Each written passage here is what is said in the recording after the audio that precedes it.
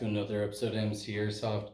My name is Mark, and today we're going to go on to episode 2 of our look at sniping in Airsoft, or being a sniper in Airsoft. Today's discussion, we're going to be talking about spotters, right? Because especially when you're starting off, it's probably the most important part. Now, caveat, I've never been a real sniper. I've only played Airsoft as a sniper. So this is my perspective with about 6-ish years of playing in a sniper or marksman kind of role. So, take that as you will. If you want to know about real sniping, I recommend Gunfather Milsim.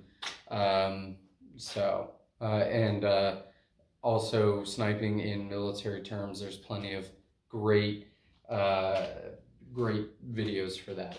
Okay, this isn't the end all be all, but this is kind of my breakdown of how I use a spotter or how I perform actions as a spotter. Really depends on what I'm doing. So if I have a spotter, this is kind of how I would want them to be acting, and if I am the spotter, obviously talking it over with the sniper that I'm with, this is kind of how I would want to act. Now, first and foremost, spotters are not going to be watching your shots. Okay, it's not the job of a spotter in Airsoft. Frankly, we can do that ourselves. Anyone who is playing the sniper role should have a decent quality optic. They're not expensive. This one was like $40, and I can see my BBs throughout their entire flight path, especially if I crank it all the way up to, this one goes up to 9. It's a 3 to 9. So if I crank it up to 9, I can really see what I'm shooting at. Okay. Decently clear glass, and again, it was only like $40. So you don't really need spotters to watch your shots. What you need is a spotter to watch your back, maybe communicate about targets to headquarters or whatever. If you are if you're at a mil sim or something.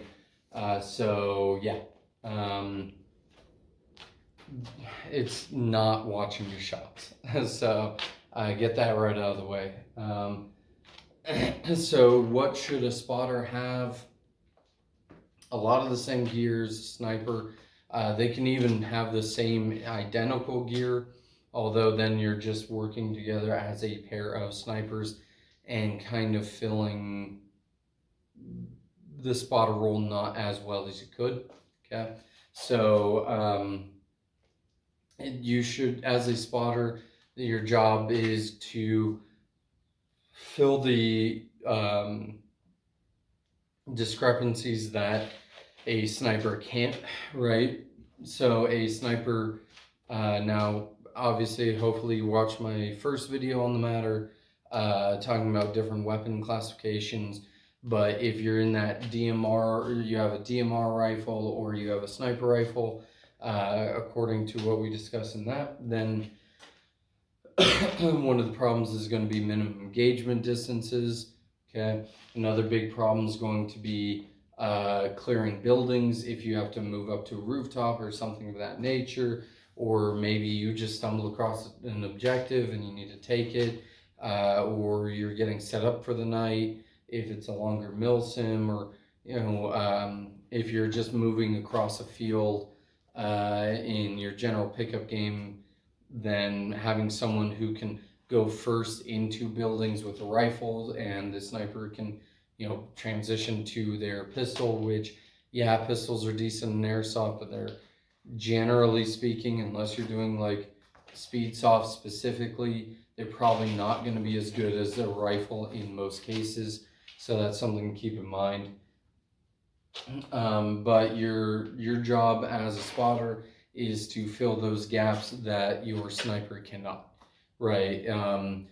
So something like this would be a great example of a spotter's rifle. Okay, it's nice. It's nice and light. It is small enough package that I can do CQB very comfortably with it. Okay, it is light enough that if I need to carry a ton of mags for it, I can without being overburdened, right? I can carry all the ammo I need to best support the sniper, because basically I gotta play, rifleman for the both of us. If we get too close to a target, get too close, or the enemy gets too close to us. Okay, so I need to fill those discrepancies. Okay, so the first one, and it's probably the most basic way to be a sniper. Other than that, gear, it's a lot of the same thing. Reconnaissance wise, obviously you need your radio. Your sniper needs a radio. Maybe the spotter has two, one for HQ, one for the sniper, to talk to HQ and to talk to the sniper, right? So maybe ammo's not that heavy, but maybe they're carrying a bit extra. Maybe you're both carrying extra water. You're both carrying ghillie suits if it is appropriate where you're playing. There's a lot of gear to be carrying that you could be carrying, and it's all AO and event dependent. Okay, so but in terms of how to properly use a sniper, a spotter, the first one's going to be the easiest, and that is overlapping straight towards the target. Okay, it's pretty self-explanatory. You have both shooters from the same location. You have your sniper and your spotter kind of the same location.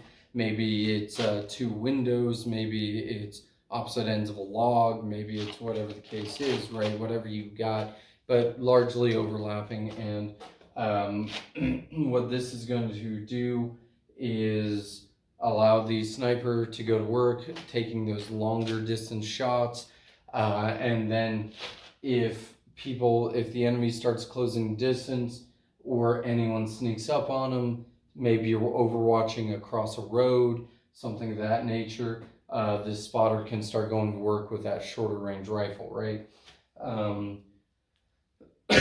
So this is also great for light machine guns. We'll get to light machine guns later, and other weapons later.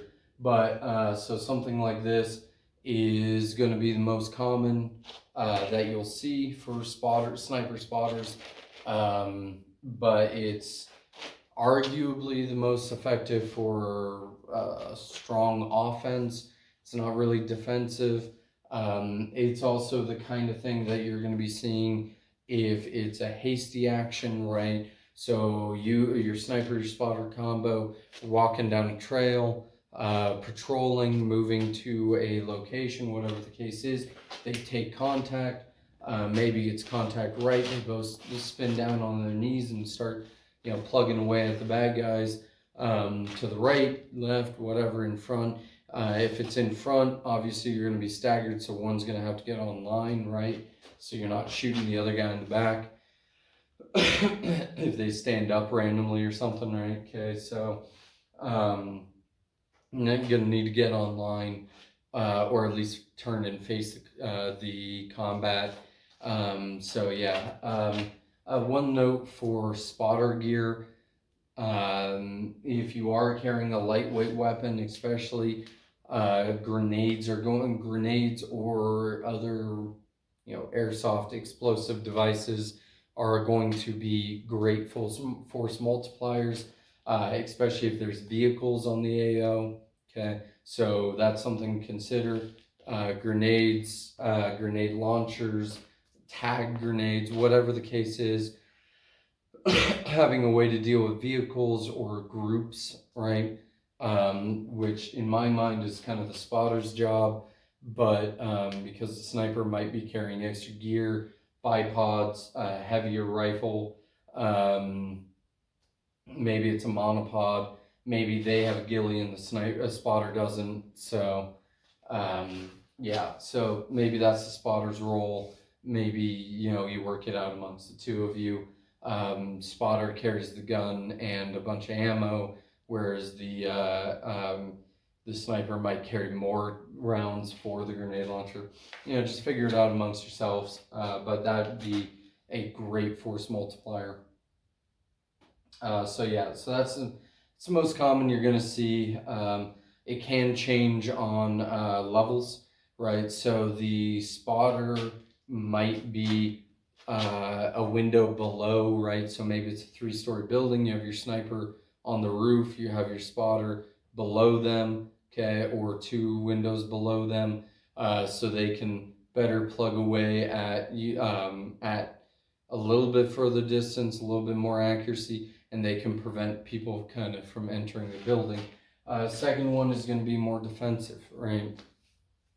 Okay, so the sniper still set up facing forward, okay, and the spotter is controlling the AO, controlling the circle around the sniper. Okay, they can do it by patrols, or maybe they're controlling entry and exit points to a building. They're controlling the entryway to the room the sniper's in. They're controlling a stairwell, something of that nature. This is the spotter controlling an area. A great tool might be tripwire grenades. Claymores generally suck in airsoft, but if it works, it works.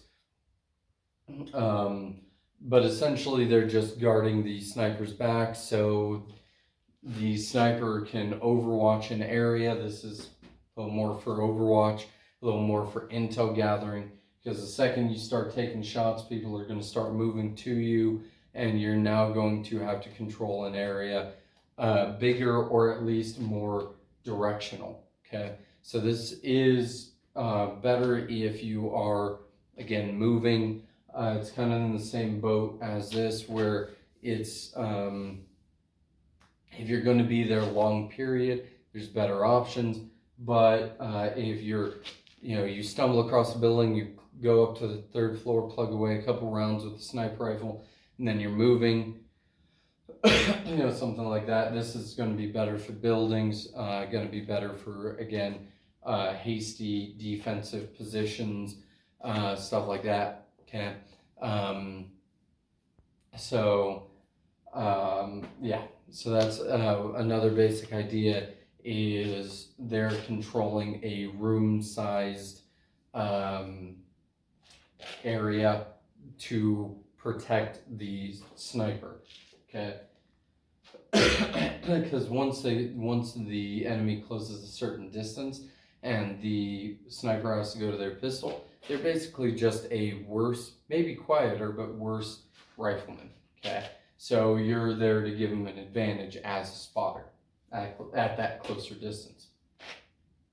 Third option, and it's probably the best if you have the time to do it, if you have the radios for it, if you have the line of sight for it. So it's probably the best option, but it's also probably the most situational, and that's going to be your sniper sets up overwatching an area, whatever that area is, road, it could be a building, it could be, whatever the case is. Your sniper sets up watching an area, and then your spotter sets up an overwatch over the sniper's area so they can see the same kind of thing. One, if we're looking at if we're the spotter overwatching our sniper, right, we're set off from them, still enough distance that maybe you can provide medical attention or whatever, whether that's real or airsoft. Okay, but we're set up at a close enough distance that we can support them. We can still, do what we need to do in that regard. Obviously, like I said, comms, so the two can talk to each other. You want to be set up in a way that you can still reach out to that 100-foot mark, or at least somewhere to close that gap. Okay. You also want to be able to shoot over your sniper. So having this like 25, 50 feet away. One of the reasons I like this is if you're in this kind of a position, the tendency, especially when you're playing like the woods, is that you're going to be right on top of each other, a few feet distance, 5 feet, 6 feet distance, to where someone could stumble across you and spray down both of you. Quick couple shots before you notice, and now you're both done. Whereas this, the spotter is watching over the sniper, okay, so they can see the entire area around them. They can see if the sniper's being crept up on, or someone's just gonna step on them, okay, or going to turn down the hallway they're down, or so maybe if this was a building, okay, maybe your spotter is in that kind of room, okay, and then maybe you have a hallway and then there's another room, staircase, something like that on the end. So maybe your spotter is set up over here, okay, and your sniper is set up over here, something of that nature, okay. So that way, if anyone comes down this hallway, the spotter can go ahead and shoot down that hallway, and not have to, worry about them breaching into the room where the sniper is or something like that. So that's another great use for it. Obviously in the woods, you can just offset, maybe a slight elevation change, whatever the case is. You need to be able to see your sniper. You need to be able to see the other side of them. So something like that is going to be fantastic, okay? That is, if you're going to be there for a while, that's probably your best bet. Yeah. Now, the next thing we'll talk about is other weapons for spotters. Okay, we touched on grenades, grenade launchers. I'm not really going to touch on that any further because they do what they do. Okay, they blow things up, whether that is an area of people, a room, whatever, that's great, okay? Depending on your AO, you might want to take a submachine gun. Although I would argue that if you can take a submachine gun to your AO, you probably shouldn't take a sniper rifle, okay? Maybe a DMR at the most, okay? Reason being is because submachine guns, generally speaking, do not reach out far enough to cover snipers, okay? Because remember, you got to be real accurate out to 100, and realistically you're looking at 150 to 200, somewhere in that range is where you want to be. So you got to be able to support the role of your sniper, but you also got to be able to pick up that slack in that distance. If you're exiting a building, you need to be able to secure the road, essentially, that you're going to be crossing, or at least shoot into the building on the other side, something of that nature. Okay, so you need to be able to cover wide areas, and you got to be able to play the game for two people, essentially, at that point. If people are getting into the distance that your sniper can no longer engage them under that minimum engagement distance, and they're down to their pistol, yeah, pistols are great, I get it, that's cool, but they're never going to be as effective as a rifle. So, and most of these high-tuned, high-capa builds, I get it, they're awesome, they're as good as a lot of rifles, but, are they going to be better than like a Lancer Tactical? Maybe, sure, why not? If you sink enough money into it, sure, they could be. Are they going to be as good as a Crytek? Maybe not. Okay. Or are they going to be as good as, a DMR? Probably not. I'd put money that they wouldn't be. Right? Are they going to be as good as SPR? So a longer range, still under 400 or whatever your FPS is, but a long range AR built out? I wouldn't put money on it, right? So, so you want to be able to cover that range. So, I would say personally, if you're a sniper and you want to rock a secondary submachine gun, It's not a bad choice, maybe. Okay, something like an MP5K. It extends the capabilities, but your job is the sniper. Okay, the spotter, their job is the spotter. Okay, they should probably be rocking like an SPR, so something a little longer range. Now, if you do want to change it up a bit, going with a a light machine gun, okay, LMG, maybe an MMG, depending on what you're doing, what the field is. But then you can't really aim. Now both players are going to have to transition to their secondaries when people get too close. Okay, so LMGs are fantastic because a lot of the times they can still cover that distance that the sniper can't. So what you're looking to do is you're looking to provide talking guns and overlapping fields of fire. Okay, so essentially, now this might be more narrow, so less distance between them. Okay, it might be more spread apart. Really, it's going to depend on your AO. Okay, what I would say though is actually a better way of doing this would be to have your sniper, something like that, and your LMG, something like that. Right, so the sniper rifle is generally speaking going to pick a more targeted range area, and the light machine gun is going to be something like that, which is the light machine gun should be able to overlap to cut anyone down who's coming down who gets too close to the sniper, but they should be able to swivel or whatever the case is to cover a wide area. So what you're looking at doing with normal talking guns is something like that, okay, something like this, probably a little hard to see on camera, where two machine gunners, three machine gunners in this case, set up a firing line so it's overlapping the whole way down, roughly even. You can also get offline and do talking guns, okay, which would be something like